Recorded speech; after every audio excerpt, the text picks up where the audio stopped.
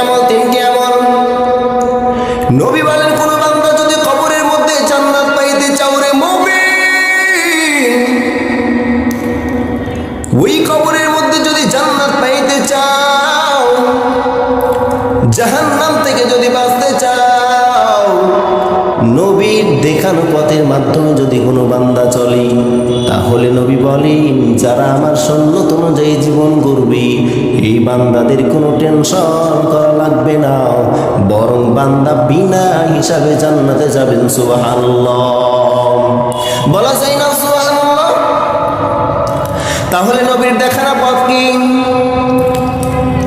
নবী বলে, কোন বান্দা যদি 5 ওয়াক্ত নামাজের পর এই দোয়া 7 বার পড়তে পারে যদি, আল্লাহুম্মা আজিরনা মিনান নার।